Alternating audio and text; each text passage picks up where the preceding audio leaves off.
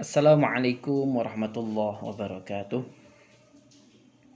Alhamdulillahirabbil alamin.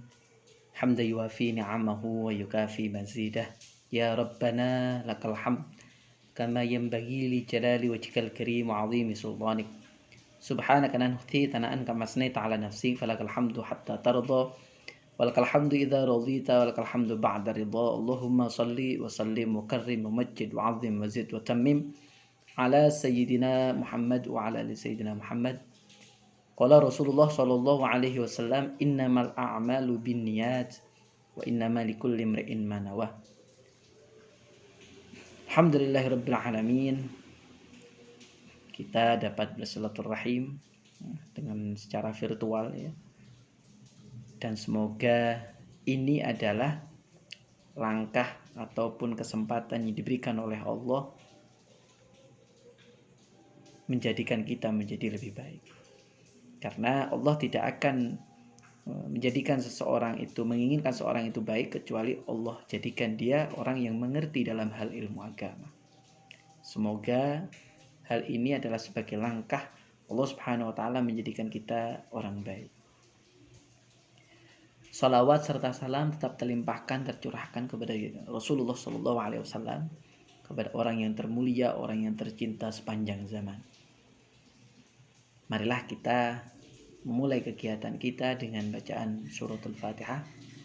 Semoga Allah Subhanahu wa taala melimpahkan rahmat taufik inayah maunah kepada kita dan juga kepada Rasulullah sallallahu alaihi wasallam. Semoga kita nantinya mendapatkan syafaat daripada beliau dan juga untuk para keluarga, para sahabat dan tabi'in. Dan kepada orang tua kita, saudara kita, keluarga kita, santri kita, murid kita, jemaah kita, kampus kita, sekolah kita, untuk segala hajat kita, keinginan kita, masalah kita.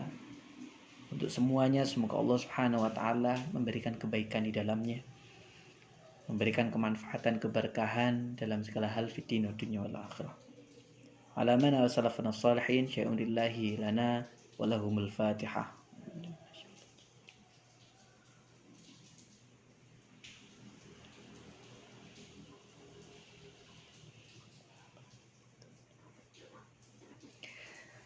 Bismillahirrahmanirrahim. Allahumma salli ala sayyidina Muhammad wa ala ali sayyidina Muhammad walhamdulillahi rabbil alamin. Allahumma akhrijna min dhulumatil wahmi wa akrimna binuril fahmi waftah lana abwabal ilmi wa zayyinna bil akhlaqil hasani. Rabbi zidni ilman nafi'a wa rizqan wasi'a halalan tayyiban mubarakah waj'alna min ibadikas salihin birahmatika ya arhamar rahimin. Wa sallallahu ala sayyidina maulana Muhammad wa ala alihi wa sahbihi wasallam alhamdulillahi rabbil alamin amin. Allahumma inna nas'aluka fahman nabiyyin wa hifdzal mursalin wa ilhamal malaikatil muqarrabin. Allahumma iftah lana futuhal arifin. Allahumma iftah lana futuhal arifin. Allahumma iftah lana futuhal arifin. Amin.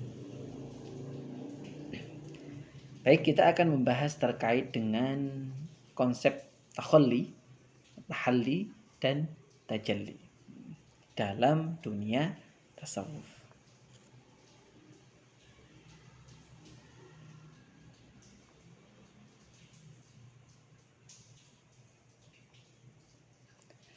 Baik. Definisi daripada ketiganya. Tahalli ya, takhalli berarti membersihkan diri dari sifat-sifat tercela, dari kemaksiatan, baik itu zahir ataupun batin. Ini yang disebut dengan takhalli ya. Yang kedua, tahalli. Tahalli ini adalah upaya menghiasi diri dengan akhlak yang terpuji, dengan akhlak yang mutmainnah, dengan akhlak yang indah gitu. Baik itu zahir ataupun batin. Bagaimana batiniyahnya? Batiniyahnya husnudzan sama orang, senang sama orang, enggak hasud. Hasud itu iri melihat orang lain senang. Itu adalah hasud. Dalam suatu kata, statement, ada kalimat hikmah. Jangan kita iri dengan kebahagiaan orang lain. Karena kita tidak tahu apa yang telah Allah ambil darinya. Dan jangan terlalu bersedih dari apa yang engkau alami, dari kesedihan apa yang engkau hadapi. Karena kita tidak tahu kebahagiaan seperti apa yang Allah akan berikan sebagai gantinya. Jadi sabar aja. Hidup ini seperti perjalanan. Dan setiap perjalanan akan ada akhirnya. Dan hidup ini adalah suatu perjalanan yang singkat. Jangan jadikan hidupmu selalu terpuruk dalam keadaan bersedih. Maksudnya, jangan selalu terus menyesal dari hal-hal yang mungkin bukan kita yang melakukan itu. Tapi cobalah kita ini terus bersyukur kepada Allah, terus optimis, terus positif, dan menghilangkan sifat-sifat atau energi-energi negatif yang ada. Terlalu nista, terlalu eman, terlalu sayang ketika hidup yang sedikit ini hanya dibuat untuk bersedih. Oleh karenanya, ayo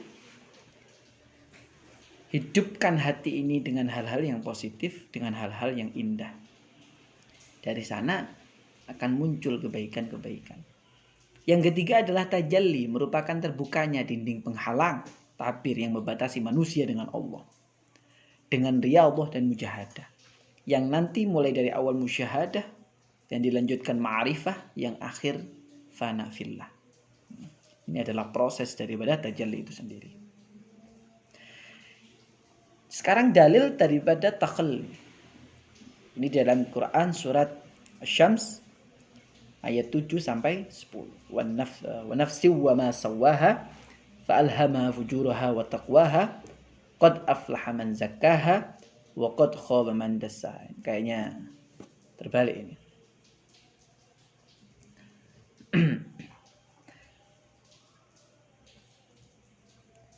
Dan jiwa serta penyempurnaannya, ciptaannya, maka Allah mengilhamkan kepada jiwa itu kefasikan dan ketakwaan. Sesungguhnya beruntunglah qad aflaha man zakkaha wa qad khaba man dassaha. Orang-orang yang menyucikan jiwa, dan sesungguhnya merugilah orang-orang yang mengotorinya. Sekarang proses daripada takhalli itu sendiri, yaitu membersihkan diri rohani dan juga jasadi kita, fisik kita, harus dilakukan dengan waktu yang bersamaan. Tidak mungkin orang akan berbuat kebaikan, keburukan, tapi dia bilang enggak, walaupun saya mencuri, saya berniat baik kok. Enggak mungkin. Kan lucu. Atau sebaliknya, ketika seseorang melakukan kebaikan, tapi niatnya enggak baik. Dia benar sedekah, tapi niatnya enggak baik. Ingin dilihat orang. Kan enggak bisa. Jadi oleh karenanya, membersihkan dosa atau membersihkan hal yang enggak baik ini harus bersamaan. Baik itu dari diri fisik ya, ataupun dari rohani kita, dari batin kita. Enggak kok, saya walaupun mukul kamu, walaupun nginjak kamu, walaupun meninju kamu, itu saya baik kok, saya enggak berniat buruk. Ini kan enggak mungkin sudah. Saya korupsi kok, tapi saya niat baik kok korupsi. Ini kan enggak sejalan dengan apa yang ada di pikiran kita itu. Jadi harus bersamaan.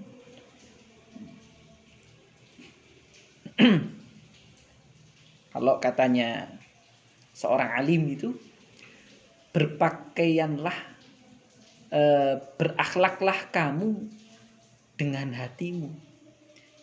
Jangan kau berakhlak hanya dengan pakaianmu. Karena nanti takutnya yang masuk surga hanya pakaianmu, bukan tubuhmu atau bukan hatimu. Jadi jangan separuh-separuh ketika kita melaksanakan kebaikan. Oleh karenanya keduanya harus saling berkaitan. Ya percuma kalau kita hanya berakhlak dengan pakaian kita, ternyata hati kita tidak sesuai. Serasi sih, tapi belum serasa. Kan menyakitkan. Selanjutnya adalah dalil daripada tahalli. Innallaha ya'muru bil 'adli wal ihsan wa ita'i dzil qurba wa yanha 'anil fakhsya'i wal munkari wal baghi ya'idzukum la'allakum tadhakkarun. Ini biasanya diucapkan oleh para khatib. Fadhkurullahal azim yadhkurkum washkuruhu ala ni'amihi yazidkum was'aluhu min fadlihi yu'tikum waladzikrullahi jallu akbar. Di akhir khutbah kedua biasanya ini.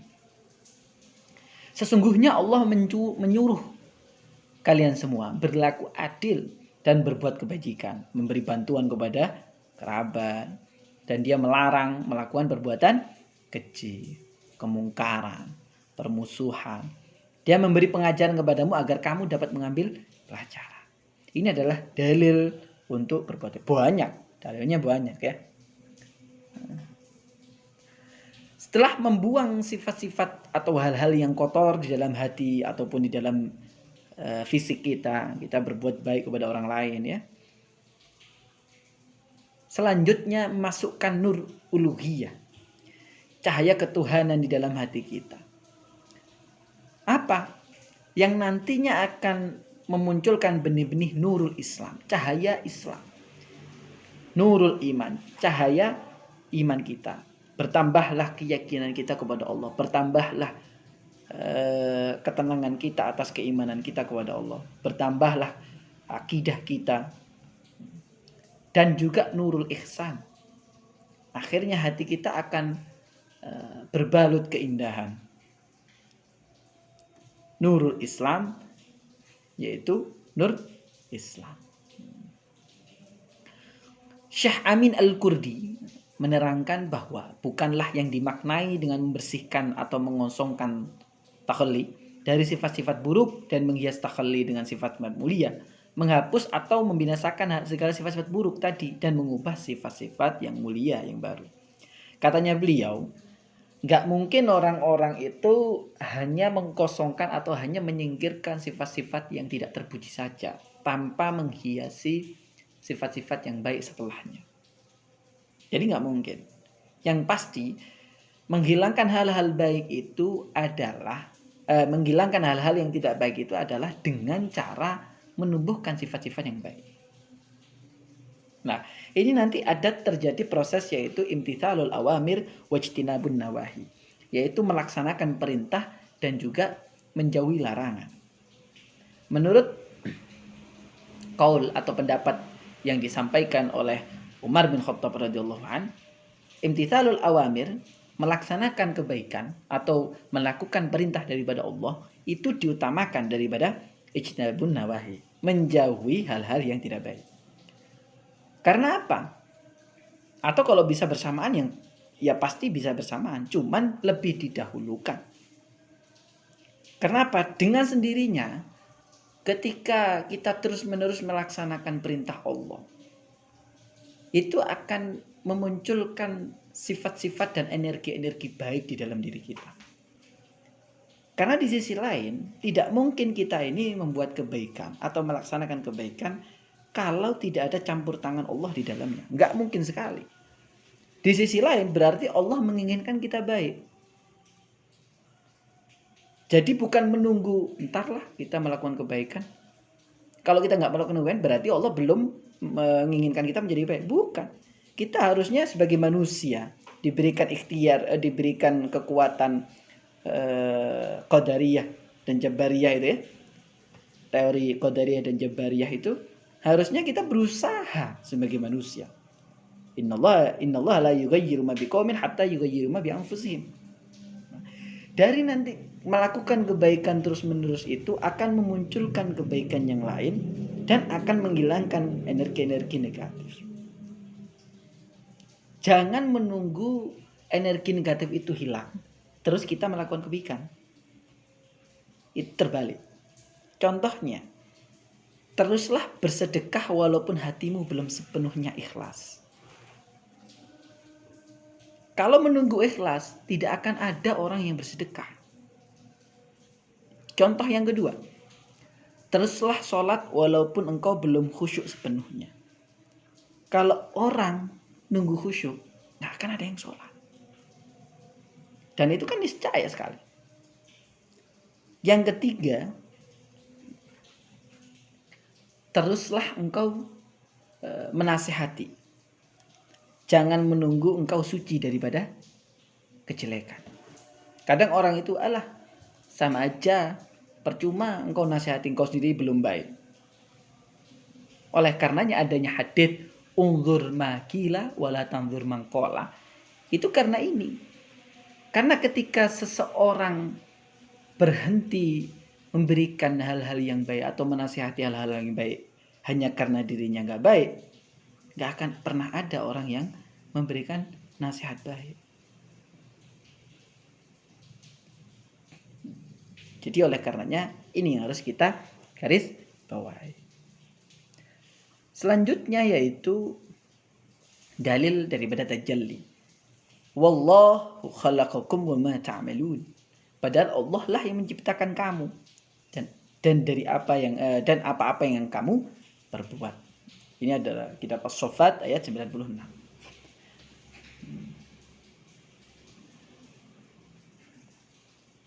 Proses daripada tajalli itu sendiri, Abu Yazid Al-Bustami menyampaikan adanya fana dan baqa. Teori fana dan baqa. Teori keleburan atau kemusnahan ya. Musnah atau rusak. Dan juga baqa, teori abadi. Maksudnya apa? Kita sebagai manusia yang akan hilang, yang akan hancur, yang akan musnah di hadapan Allah yang kekal, yang abadi, yang kuasa. Ada beberapa macam terkait dengan tajalli ini sendiri. Tajalli af'al, bahwasanya setiap kegiatan dia itu gak akan ada kegiatan apapun kecuali itu adalah kegiatan Allah Subhanahu wa taala. Seperti dalil yang barusan itu. Bahwasanya apa-apa yang telah kita kerjakan ini adalah kerja dari takdir daripada Allah Subhanahu wa taala. Sekali lagi, semuanya ini yang saya sampaikan adalah ilmu tasawuf. Namun tasawuf ini harus didasari dengan ilmu syariat, dengan tauhid yang sudah mapan. Saya garis bawahi lagi, semua apa yang saya sampaikan di dalam ilmu tasawuf ini harus dengan komposisi syariat sebagai dasar dan tauhid sebagai pondasi. Kalau tidak, akan liar. Orang yang akan mendengarkan akan tidak bisa benar-benar memahami dengan baik karena terlalu tinggi. Tajalli asma sekarang, bahwasannya dia melebur dengan sifat-sifat asma-asma daripada Allah Subhanahu wa taala, nama-nama Allah yang 99. Dia benar-benar memahami Allah Subhanahu wa taala dengan sifat-sifat dengan nama-nama yang ada di dalam Al-Qur'anul Karim. Bahwasanya Allah, Innallah Al-Qadir ya, Al-Malik, Al-Quddus, As-Salam. Yang ketiga yaitu tajalli sifat, yang berarti dia mengenal Allah dengan sifat-sifat Allah Subhanahu wa taala, baik itu sifat zat ya, zat daripada Allah Subhanahu wa taala.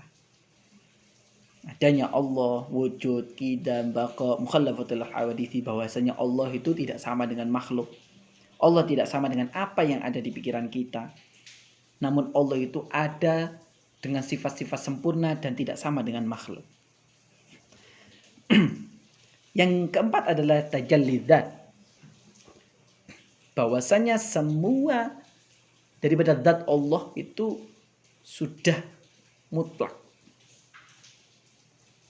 Dia benar-benar memahami Allah dengan zat Allah. Bagaimana? Tidak bagaimana. Ini sudah pada porsi fana fillah. Tidak ada dia selain Allah. Tidak ada apapun selain Allah. La ilaha illallah. La ilaha iku ora ana pangeran kang wajib disembah iku maujud begitu ya. Illallah kejaba angin Gusti Allah. Semuanya hanya Allah. Ini adalah tingkat tertinggi dalam proses tasawuf itu sendiri. Selanjutnya yaitu implementasi daripada ketiga konsep yang telah kita bahas barusan, yaitu takhalli, tahalli dan tajalli. Seseorang harus berpegang teguh kepada dua hal, yaitu pada tingkatan teori yang melandasinya. Seseorang harus sesungguhnya berpegang firman Allah dalam Quran surat Ad-Dariyat ayat 56, "Wa ma khalaqtul jinna wal insana illa liya'budun."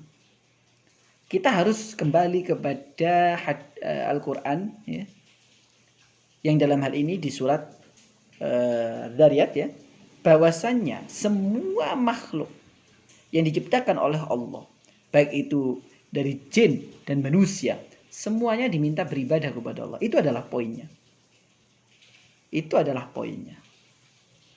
Jadi ketika implementasi daripada tiga konsep tadi, ini harus menjadi landasan utama. Dan selanjutnya di tahap praktek ya, aplikasinya, seseorang sungguh-sungguh berpegang teguh pada hadis daripada Rasulullah Shallallahu Alaihi Wasallam, yaitu apa-apa yang telah kami larang untukmu, maka jauhilah, dan apa-apa yang telah kami perintahkan kepadamu, maka kerjakanlah sebisamu. Celaka orang-orang yang sebelum kamu adalah karena celakanya orang-orang sebelum kamu ya, karena banyak pertanyaan dan persilihan terhadap Rasul mereka. Dalam arti apa? Kita harus berpegang teguh kepada syariat tadi. Kita harus berpegang teguh kepada tauhid tadi. Jangan sampai ketika kita sudah merasa, wah, apa-apa yang sudah saya lakukan ini adalah Allah. Saya tidak ada kecuali Allah. Lalu dia melaksanakan maksiat. Lalu dia tidak melakukan sholat. Dan ini kan lucu. Padahal di awal tadi sudah disebutkan takhalli itu adalah menghilangkan sifat-sifat yang nggak baik. Sifat-sifat yang nggak baik itu bagaimana? Yang nggak sholat, yang lupa kepada Allah, yang kalau berzikir nggak mau banyak-banyak. Itu kan nggak baik. Dihiasi dengan apa? Dengan hal-hal yang baik. Dan ketika dia sudah mencapai derajat tinggi yaitu fana fillah ataupun ma'rifat, malah kembali lagi kepada dasar jurang, itu kan lucu. Sesuatu yang nggak baik malah. Makanya implementasi daripada ketiga konsep ini harus memperhatikan beberapa hal itu tadi. Nah.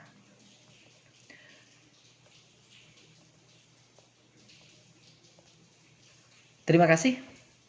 Demikian tadi apa yang telah saya sampaikan. Semoga apa yang disampaikan ini bermanfaat dan barokah fiddin wa dunya wal akhirah. Apa-apa yang baik, apa-apa yang bisa diambil, dikerjakan, silahkan itu dikerjakan dan semoga itu menjadi amal jariah sampai nanti di hari kiamat. Dan apa-apa yang kurang baik, yang kurang ataupun lebih, semoga Allah Subhanahu wa taala mengampuni kita semua. Demikian dari saya, al-kamilil hawanasulana al-afu minkum, wallahul muwaffiq ila aqwamit thariq. Wassalamualaikum warahmatullahi wabarakatuh.